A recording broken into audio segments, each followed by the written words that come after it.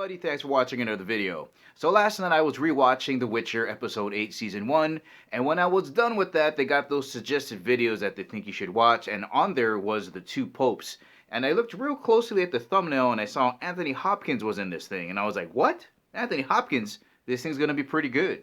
And guys, it is an absolute gem of a movie. You have Anthony Hopkins playing the conservative Pope Benedict, across of Jonathan Pryce's Pope Francis, who's more liberal, and the conversations they have about the Catholic Church and the future, and just about everything that concerns the Catholic Church. You can see it just grinding away. And just like anywhere else on the planet, we have two different ideologies. There's conservative versus liberal, and the conversations are totally fictional. Did these two popes meet? Yes, but the content of the conversations is what's fictional. So they're based on sermons and speeches that these two popes have given. So the writers and directors are like, what would they say in this case? Well, let's look at what they said here. And that's what creates the entire content of this movie, is those conversations. One of the cool things about this movie is, and there's things that I just normally wouldn't think about, is what it would be like to be a pope. You see that he has his own summer home helicopter, which means he probably has his own jet airplane. He's got his own secret service.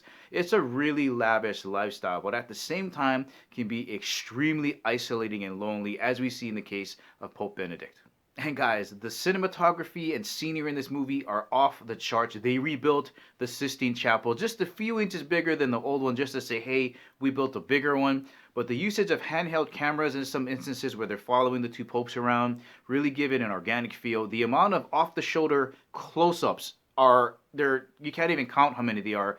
The facial expressions of Anthony Hopkins and Jonathan Pryce are just ridiculous in this movie. You just get really nice tight shots, and the usage of really long shots, long pauses, really gives to the urgency in certain scenes. And you can tell that this was shot by a European director and not an American. You just get that European feel. Like there's a little bit of usage of film noir in there, in a flashback, and it works so well. Cinematography, scenery, off the charts.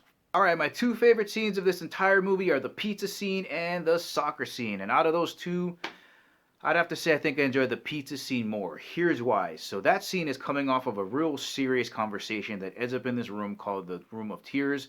This is where the Pope would kind of hang out and get dressed before going out onto the balcony and saying what's up to everybody. So this is not a dining room. But they get pizza brought in and they start eating. And out of this entire scene that's got many humorous moments, the part of the scene that I enjoyed the most is when Anthony Hopkins, who plays the more conservative Pope that doesn't normally eat pizza, grabs onto the pizza and stuffs it in his mouth and starts eating. And his excitement while eating this pizza is priceless. It's almost as if he hasn't eaten food in general in 100 years. He looks famished.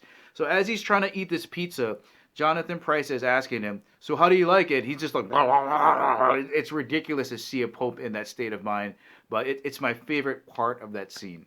So guys, check it out. That's The Two Popes on Netflix. It's got great cinematography, scenery, the writing is excellent, and who can go wrong with Anthony Hopkins and Jonathan Pryce in a movie playing opposite of each other? Guys, it's going to be a good one. Guys, that's the ending of the video. Hope you enjoyed it. If you liked it, please give it the thumbs up. If you haven't subscribed to Kimo365, please do. And remember, I'll catch you guys later.